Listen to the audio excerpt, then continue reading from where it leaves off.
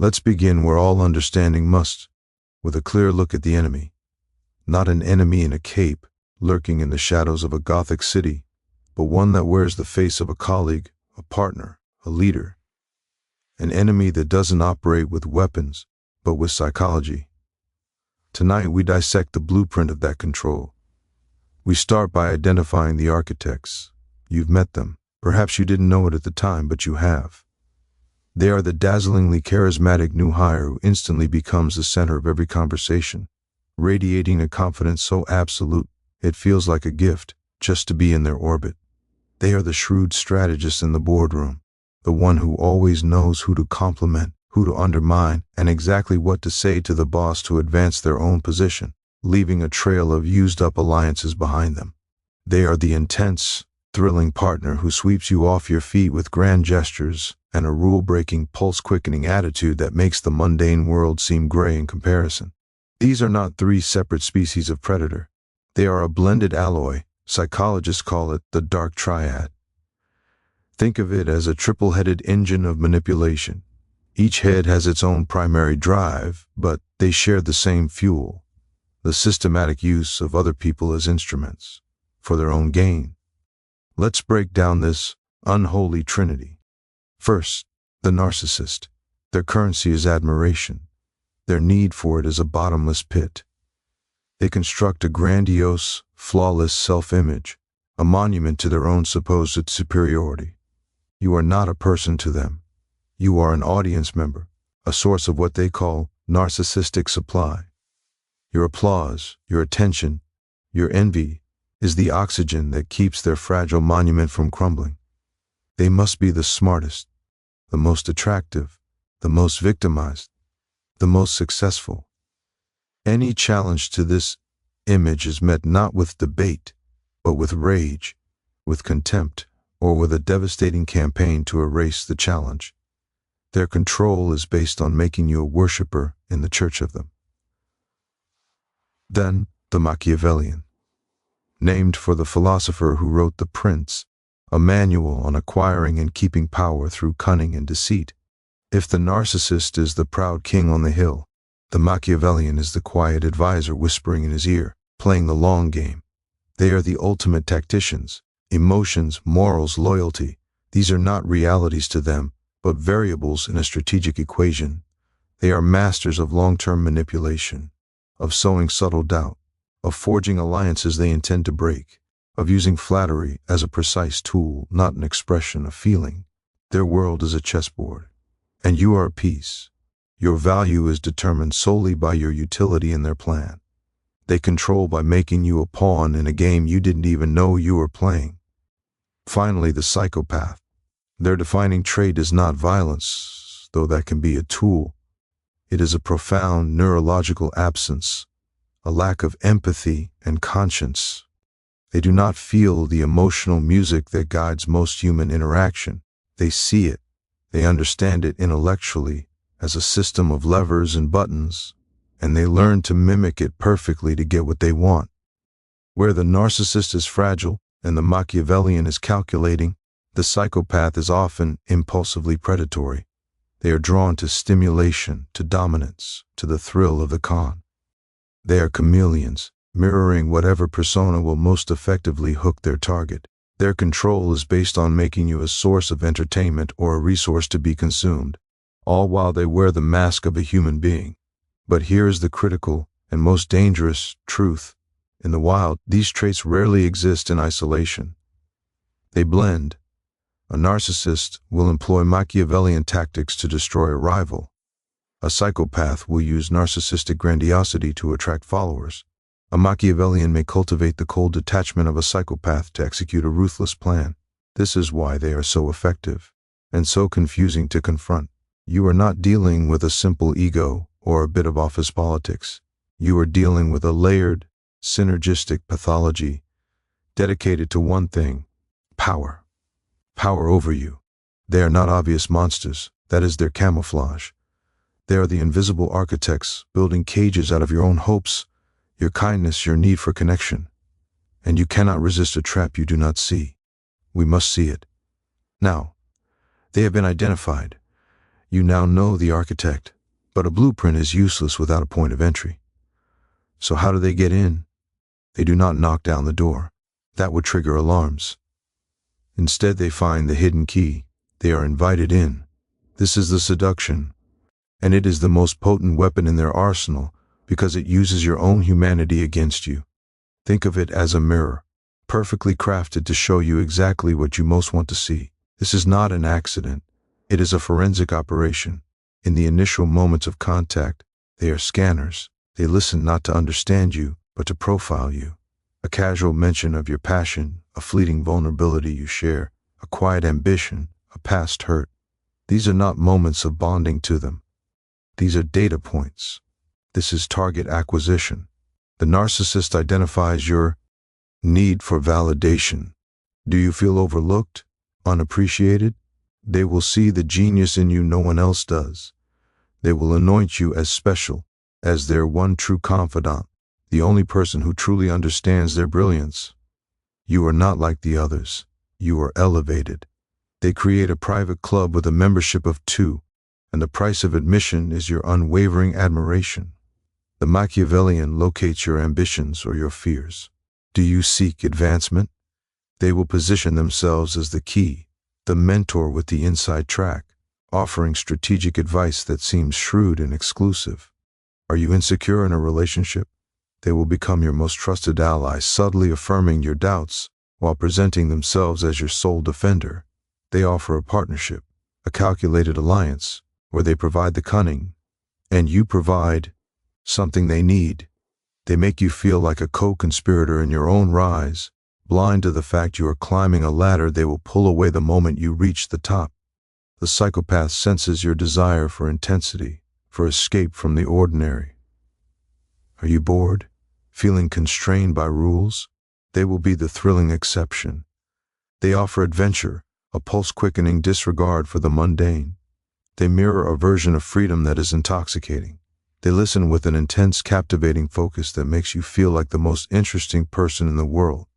It is a performance of connection so flawless, so absorbing, that you never think to check for the seams. This phase has a name in the shadow play of manipulation, love bombing. But it is not love, it is strategic overwhelm. It is the calculated deployment of charm, attention, flattery, and future promises at a density and velocity that bypasses your logical defenses. It feels like destiny. It feels like finally being seen. Your caution, your boundaries, the voice of intuition. These are drowned out by the sheer volume of their apparent devotion. They create a debt of gratitude you feel compelled to repay. They build a shared fantasy, and they cast you in a starring role. And here is the cruelest twist of the seduction. It is specifically designed to activate your deepest positive traits.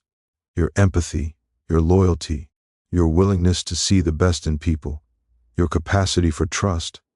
These are not weaknesses. They are the foundations of real human connection. But in the hands of these architects, they are weaknesses to be exploited. Your empathy becomes the hook they set in you. Your loyalty becomes the chain they will later pull. Your trust becomes the blindfold. The goal of this stage is not to give, but to install. They are installing triggers. They are creating a psychological dependency on their praise, their approval, their thrilling presence. They are making you addicted to the version of yourself they reflect back at you. You begin to associate them with feeling validated, powerful, safe, or alive. They become the source of the water, and you are taught to thirst only for their well. By the time the seduction ends, and it always ends, the architecture of control is already in place. The mirror they held up starts to crack. The perfect reflection distorts. But by then, you are already inside the cage. The door was not locked behind you. You helped them build it, believing you were constructing a palace. Now you are trapped with the real them. The game begins. You are inside now. The door you helped them build is shut.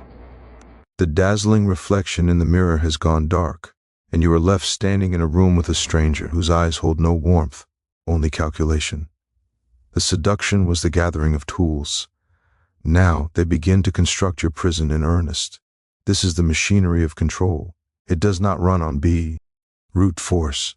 It runs on confusion, on doubt, on the systematic dismantling of your reality. You are not being argued with. You are being reprogrammed. The first and most corrosive tool is gaslighting. The term comes from an old play where a husband manipulates the lights to make his wife doubt her own perception.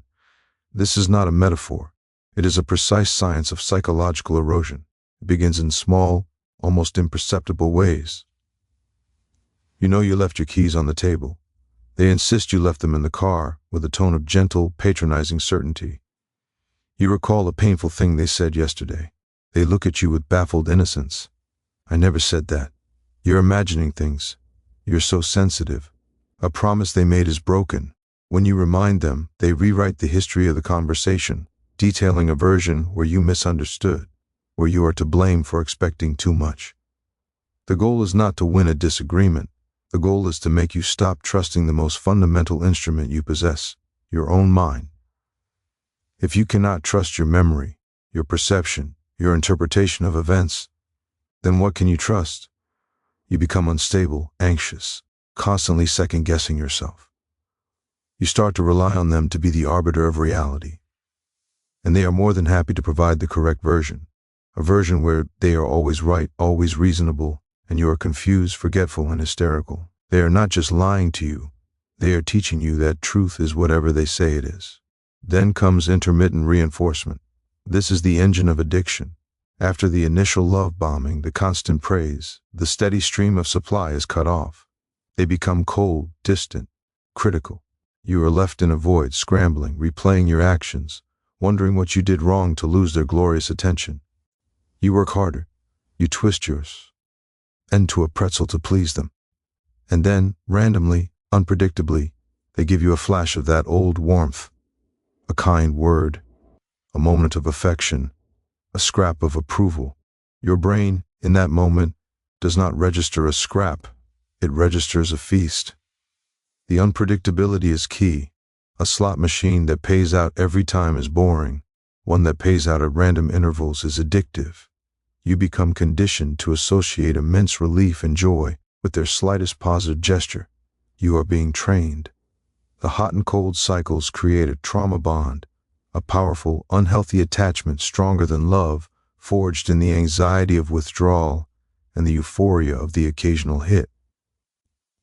You stay not for the joy, but for the relief from the pain they themselves are creating to isolate you within the relationship. They use triangulation. They bring in a third party, real or imagined, to destabilize you. It might be an ex they talk about with lingering fondness, a colleague they praise excessively, a friend they claim is concerned about your behavior. The message is clear. You are in competition. Your position is not secure. You must work harder to prove you are the best, the most loyal, the least problematic. Alternatively, they may use others to validate their own narrative. Even my mother thinks you're overreacting. It creates a sense of shifting alliances, of invisible judges, making you feel perpetually off balance and alone. They ensure you are never evaluating the relationship on its own merits, but are constantly comparing yourself to a ghost. And when the pressure builds, when their own behavior is too glaring to ignore, they deploy projection. This is psychological artillery. They take their own darkest traits, their deceit, their rage, their selfishness, and with stunning conviction, accuse you of possessing them.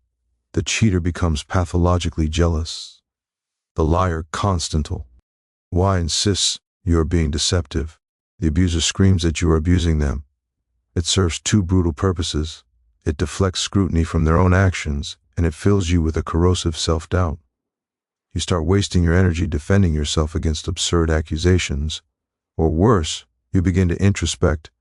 Maybe I am too jealous. Maybe I am the toxic one. They hand you their guilt, and you, in your empathy, try to carry it. This is the machinery. Gaslighting dismantles your reality. Intermittent reinforcement addicts you to their crumbs. Triangulation isolates you. Projection poisons your self-image. Notice the common thread? None of these are about the substance of a fight. They are about the process. They are designed to bypass your logical cortex and speak directly to your primal fear of abandonment, your need for safety, your desire to be good and right. You are not in a relationship.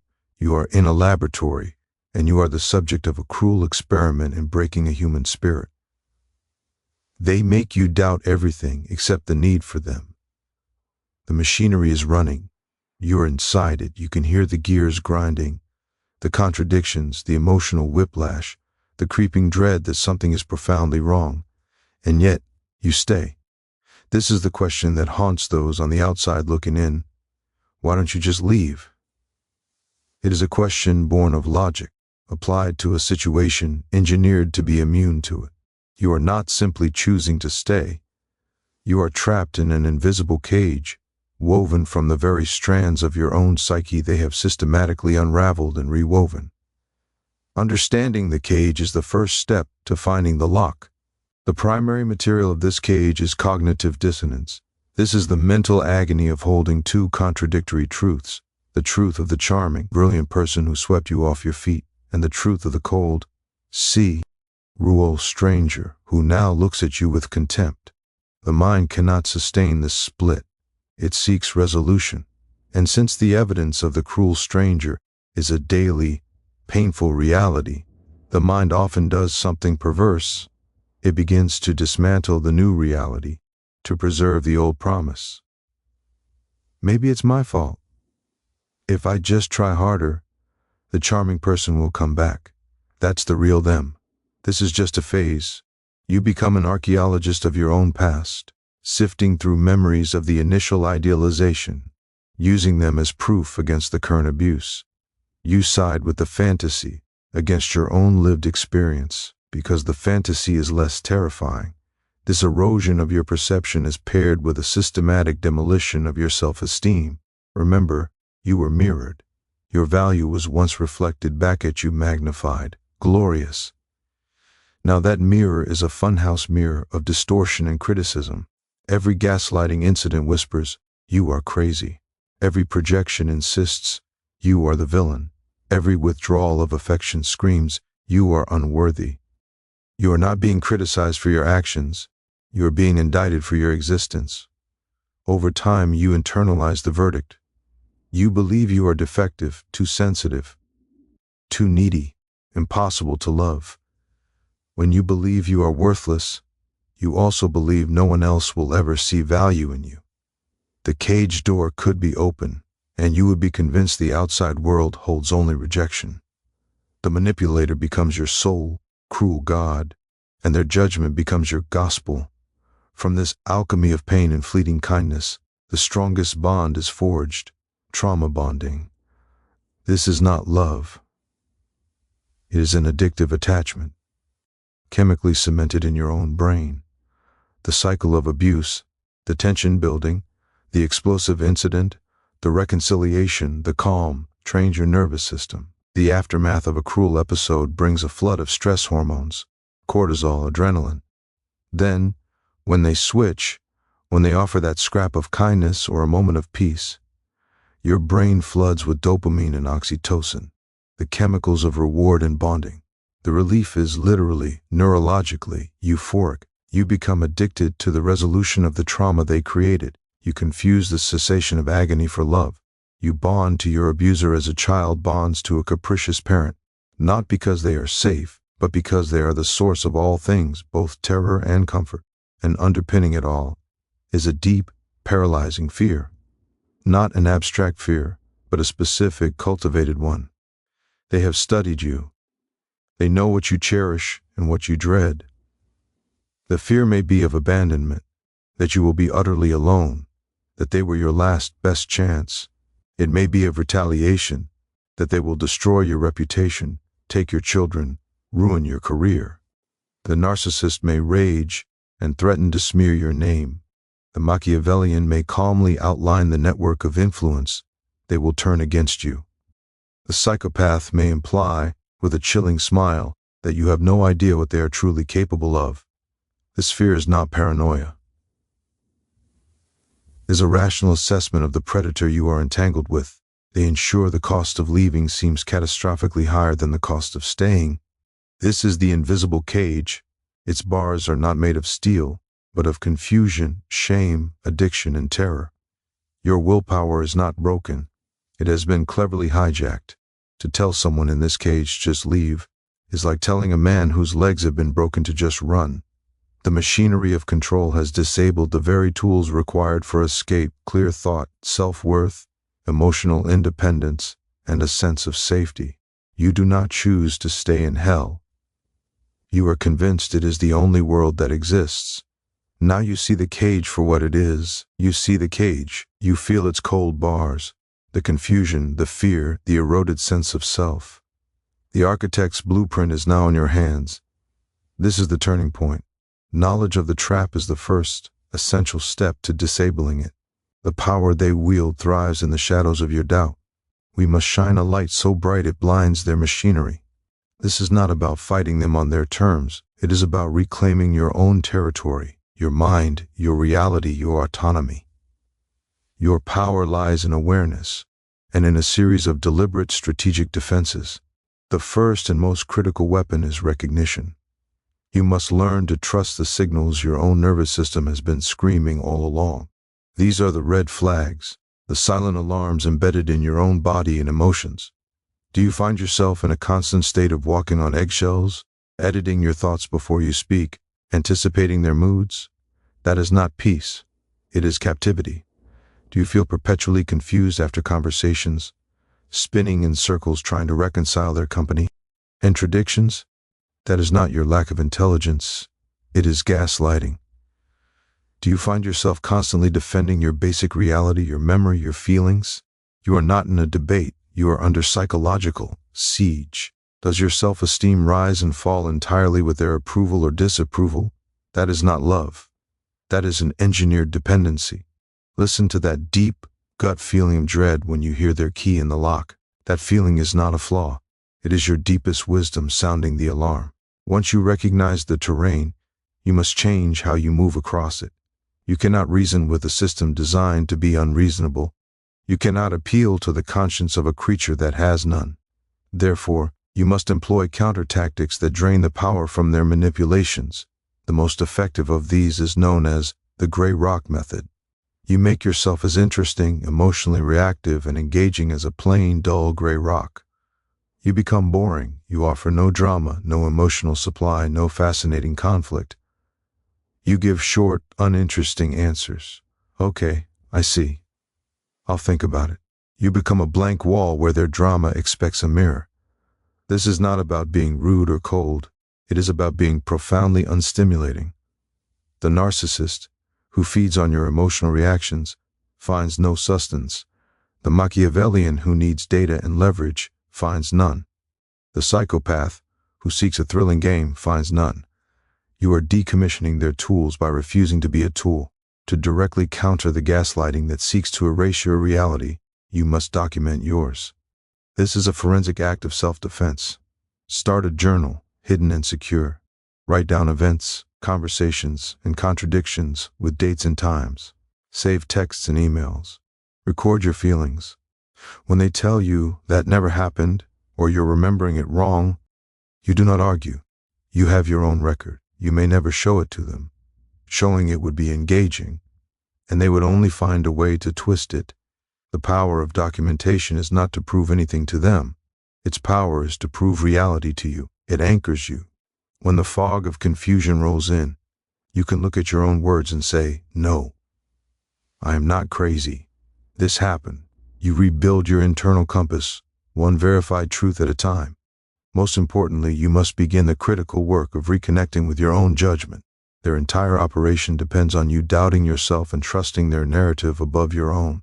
You must deliberately practice reversing that polarity. Start small, on decisions completely unrelated to them. What to eat, what route to drive, what movie to watch. Force yourself to choose, and then to trust that choice. Do not seek their opinion or anyone else's validation. Reclaim the muscle of independent decision. Seek external perspectives from trusted objective sources. A therapist, a support group, a long-lost friend who knew you before. They are not in the fog. They can provide a reality check, a lifeline to the world outside the cage.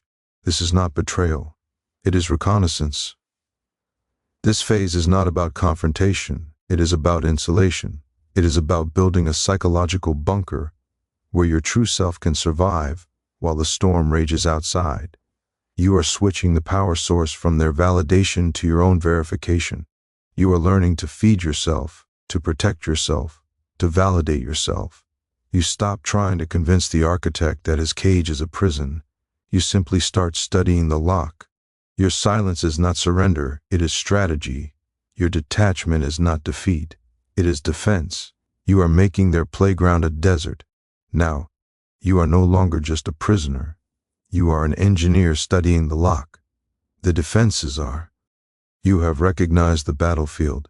You have learned to be a gray rock, to document your truth, to slowly, painfully reconnect the severed wires of your own judgment. This is no longer their game alone. You have a map of the maze. But a map is not freedom. Freedom is the long, deliberate walk out of the maze, even when every old trigger screams at you to turn back. This final stage is not about them at all. It is about you. It is the reclamation, the journey from victim to survivor, to sovereign of your own life. The first, non-negotiable step on this path is the establishment of boundaries, not the tentative, polite requests you made before, which they treated as suggestions to be bulldozed. These are boundaries drawn in steel. They are pronouncements of what you will and will not accept, backed not by the hope they will respect them, but by the unwavering commitment to enforce them yourself. For the narcissist, this may mean stating, "I will not be spoken to in that tone. If you continue, this conversation is over," and then hanging up the phone or leaving the room, every single time. For the Machiavellian, it may mean, "I do not discuss my colleagues with you," and then refusing to engage in their triangulating gossip. For the psychopath, it is often a boundary of absolute distance, because for many, the only boundary that truly works, the only one they cannot corrupt, is no contact. This is not an act of anger. It is a surgical removal. It is the understanding that you cannot heal in the same environment that made you sick. You cannot reason with a virus, you quarantine it. Blocking numbers, deleting contacts, changing routines. This is not cruelty. It is self-preservation. It is the definitive statement that your sanity, your peace, is more important than their access to you. They will frame it as your weakness, your cruelty. That is the last gasp of their machinery, trying to pull you back in. Your silence is your answer. As you create this physical and psychological space, you must fill it with external support and validation. You must relearn what healthy connection looks like. This is the antidote to the isolation they enforce. Find a therapist who understands manipulative abuse. Not all do. This is not a sign of being broken. It is the sign of a warrior seeking a skilled mechanic for a sabotaged engine. Seek out support groups online or in person with others who have walked this path. They will not look at you with the confused gaze of those who ask, "Why didn't you just leave?" They will nod. They will understand the word trauma bond in their bones. They will help you recalibrate your normal meter. This rebuilds your reality, not as a solitary shaky conviction, but as a shared solid truth. With this foundation of safety and validation, the deepest work begins, rebuilding your identity. Their entire project was to dismantle you and build a puppet in your image, a puppet that served their needs. You must now sift through the rubble. Who were you before the mirror they held up? What did you enjoy? What made you laugh? What were your quirks, your passions, your quiet opinions? You may have to rediscover these like artifacts from a lost civilization. Try old hobbies. Reconnect with old friends who knew the before version of you. Make small, independent choices about your time, your appearance, your goals. This is not self-indulgence. It is the forensic reconstruction of a self. It is writing your own name again after years of answering to a label they gave you. This path is not linear.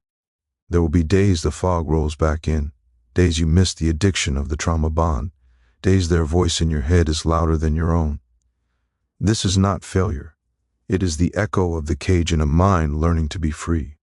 The goal is not to never hear the echo. The goal is to know it for what it is, an echo and not a command. You were targeted not because you were weak, but because you had light, empathy, trust, loyalty, love. They are emotional vampires. They cannot create their own light, so they seek to feed on yours. Reclaiming your autonomy is the process of taking your light back inside yourself. making it so brilliant and so internally nourishing that no external darkness can ever again use it to find you. The power was never truly theirs. It was always yours, on loan. The contract is now void. Walk out of the maze. The door is your own will.